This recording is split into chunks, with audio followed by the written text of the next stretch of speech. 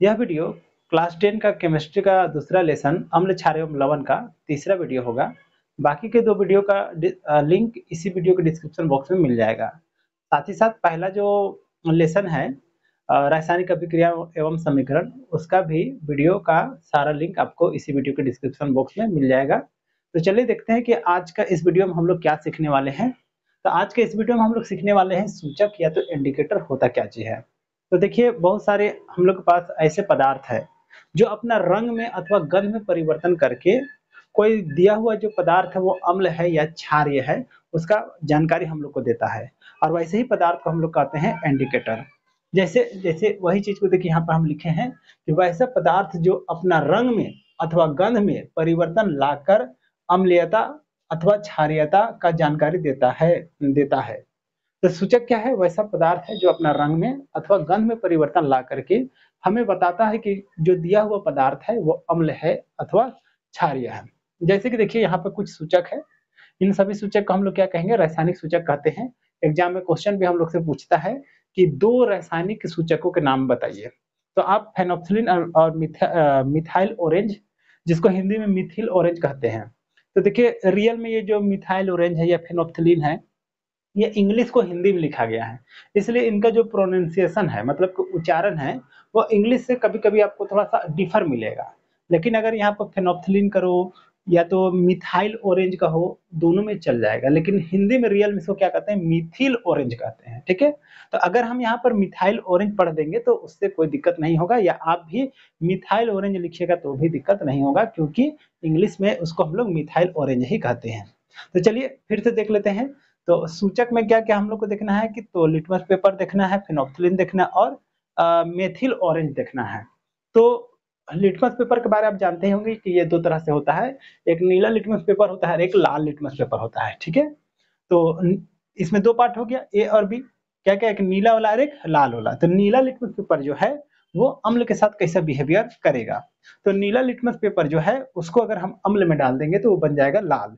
मैंने पहले कभी वीडियो में बताया था कि अम्ल अम्ल क्या करेगा? लाल। ठीक है? देखिए अम्ल का लास्ट वर्ड में क्या रहा है? ल आ रहा है। तो इससे हमको बस ये याद करने का टेक्निक है कि अम्ल का लास्ट में हो रहा है ल। तो इसलिए नीला लिटमस पेपर को अम्ल जो रहेगा वो लास्ट में क्या कर देगा? लाल। तो इसलिए हम लोग याद रखेंगे नीला लिटमस पेपर है उसको अम्ल में डालेंगे तो लाल हो जाएगा। मतलब यह है कि नीला लिटमस पेपर लीजिए, सॉल्यूशन में डुबाइए, वो लाल हो गया, तो इसका मतलब ये है कि जो दिया गया सॉल्यूशन है वो क्या होगा? हम लोग का अम्ल होगा। उसी तरह से अगर नीला लिटमस पेपर को हम लोग क्षारक में डाल दें, तो क्षारक में जब डाल देंगे ना तो उसका रंग में कोई भी परिवर्तन नहीं होगा, नीला का नीले रह जाएगा। उसी तरह इसका बी जो है वो लाल लिटमस पेपर है। तो लाल लिटमस पेपर जो है ना वो अम्ल में किसी भी तरह का परिवर्तन नहीं लाता है, क्योंकि मैंने पहले भी बताया था कि अम्ल का गुण है लाल करने का। तो ये तो पहले से भी लाल है ना, तो और कितना लाल करेगा?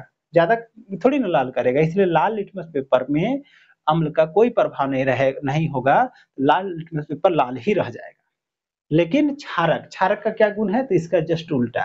क्षारक क्या करेगा? देखिए अम्ल करता है लाल और क्षारक करता है नीला, ये चीज को याद रखिएगा, है कि नहीं? तो आपको इससे रिलेटेड जो भी क्वेश्चन पूछा जाएगा ना वो आराम से आपको मतलब आराम से उस क्वेश्चन को आप सॉल्व कर पाइएगा। तो लाल लिटमस पेपर है उसको अगर हम क्षारक में डाल देंगे तो बन जाता है हम लोग का नीला।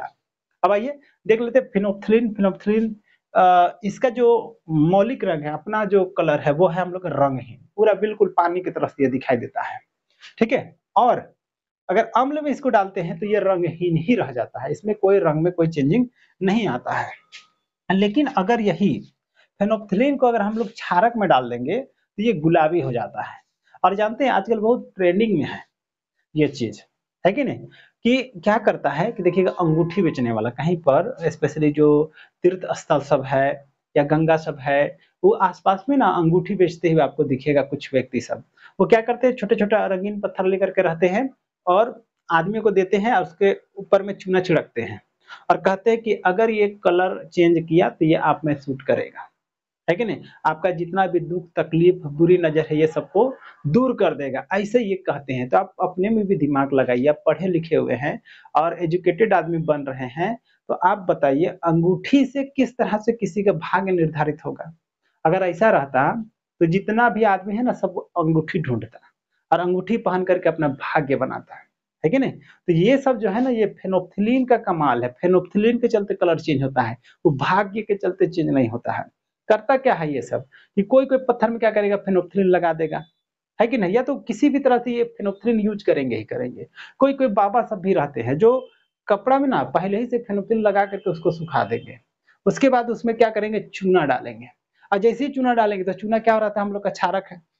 तो अभी हम लोग क्या पढ़ रहे हैं कि फेनोल्फिलीन है वो अपना रंगहीन है। जैसे उसमें क्षारक डालेंगे तो क्या हो जाएगा, गुलाबी हो जाएगा। तो बाबा सब कपड़ा में पहले फेनोल्फिलीन लगाए हुए रहते हैं और उसमें क्या करेंगे, थोड़ा-सा चूना डाल करके पानी डालेंगे, उसका कलर कर देते हैं और हो जाता है वो पिंक और कहते हैं देखो बाबा का ताकत। तो बाबा का ताकत नहीं है, वो साइंस का ताकत है कि नहीं? तो इस चीज़ को ध्यान दीजिएगा आप लोग भी। तो चलिए देख लेते हैं ये वाला। तो ये फेनोल्फिलीन का मौलिक रंग कैसा है, रंगहीन है और इसको अगर अम्ल में डालेंगे तो ये हम लोग का रंगहीन ही रहेगा। लेकिन अगर क्षारक में डालेंगे तो ये गुलाबी हो जाएगा, मतलब कि पिंक कलर में चेंज हो जाएगा। उसके बाद आता है मिथिल ऑरेंज, हिंदी में मिथिल ऑरेंज कहते हैं, इंग्लिश में मिथाइल ऑरेंज कहते हैं। तो दोनों में से कोई भी लिखिएगा तो यहाँ चल जाएगा। तो मिथिल ऑरेंज या तो मिथाइल ऑरेंज, इसका अपना जो रंग है ऑरेंज से ही लग रहा है, नारंगी संतरा के जैसा ही कलर होगा। तो ये इसका मौलिक रंग है संतरा की तरह से। और अम्ल में अगर डालेंगे तो ये हल्का कलर में लाल हो जाता है, पूरा एकदम भयंकर टाइप से लाल नहीं होता है, लेकिन ये हल्का लाल हो जाता है। ठीक है, और क्षारक में अगर डालेंगे तो वो पीला हो जाएगा। पीला अच्छा खासा रहता है, पीला हो जाता है, वो आपको स्पष्ट दिखाई देगा। तो यहाँ पर मिथाइल ऑरेंज है, जिसका मौलिक रंग है नारंगी और ये अम्ल के साथ में इसका रंग क्या होगा, लाल होगा और क्षारक के साथ में इसका रंग हो जाता है हम लोग का पीला। इसके बाद आता है हम लोग का गंधीय सूचक। तो गंधीय सूचक यही है, यहाँ पर भी बताया गया है। देखिए, वैसा पदार्थ जो रंग में परिवर्तन करके अथवा गंध में परिवर्तन करके अम्लता या क्षारीयता का जानकारी देता है ना। तो गंधीय सूचक कौन है, जो स्पेशली गंध में परिवर्तन ला करके अम्लीयता या क्षारीयता का जानकारी देता है। तो वैसा पदार्थ जो गंध में परिवर्तन लाकर अम्लता या तो क्षारीयता का जानकारी देता है। जैसे कि देखिए कुछ गंधीय सूचक यहाँ दिया हुआ है, जैसे कि प्याज हुआ, लौंग का तेल हुआ, वेनिला हुआ, ये सभी क्या आते हैं, गंधीय सूचक में आते हैं। तो प्याज का गंध जो है, इसका अपना मौलिक गंध मतलब क्या, उसका अपना खुद का गंध कैसा रहता है, तो प्याजे जैसा महकेगा। प्याज को सूंघिएगा तो क्या प्याजे जैसा महकेगा। अम्ल में अगर मतलब प्याज का रस को अगर आप अम्ल में डाल दीजिएगा तो उसका गंध कैसा हो जाएगा, कुछ नहीं, प्याज का प्याजे जैसा रहेगा। मतलब अम्ल में प्याज का गंध में कोई भी इफेक्ट नहीं होगा। लेकिन अगर यही प्याज का रस को हम डाल दिए किसमें, तो क्षारक में, है ना, तो वो क्या हो जाएगा, गंधहीन हो जाएगा। मतलब प्याज का जो गंध है वो खत्म हो जाएगा। इसलिए अगर आप प्याज खाते हैं और प्याज खाने के बाद प्याज मुंह महकता है कि नहीं, जनरली क्या ये सबके साथ होता है। अगर आप प्याज खाइएगा तो मुंह भी प्याज प्याज महकता है। अब ऐसा स्थिति में किसी के साथ में जब बात कीजिएगा ना, तो थोड़ा शर्मिंदगी महसूस होता है, क्योंकि मुंह से प्याज प्याज महक आते रहेगा और किसी से बात कीजिए तो अच्छा नहीं लगता है। तो इसलिए अगर आप घर में प्याज व्याज खा गए, सलाद उलाद बना करके या किसी भी कारण से, लेकिन हम लोग देहात में तो जनरली क्या करते हैं, प्याज को 2 टुकड़ा करते हैं और भात में पानी डालते हैं और वैसे ही खा जाते हैं, है कि नहीं? पानी और क्या कहते हैं, पानी भात और प्याज। तो अगर हम किसी भी तरह से प्याज खाएँ और खाने के बाद मुँह प्याज-प्याज महक रहा है और किसी से आपको बात करना है, तो कोलगेट से आप एक बार ब्रश कर लीजिएगा। तो कोलगेट से अगर आप ब्रश कीजिएगा ना, तो आपका मुँह का जो प्याज वाला जो बदबू है वो पूरी तरह से खत्म हो जाएगा। क्यों होगा?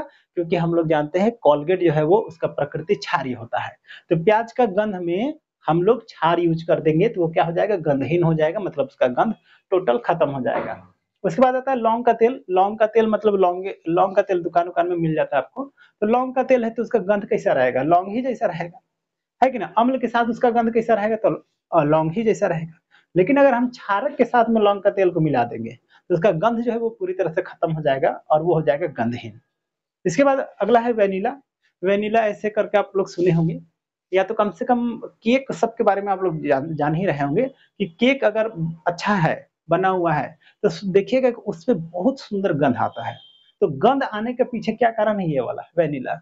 मतलब केक को सूंघिएगा ना तो लगेगा एकदम खाने का मन करेगा।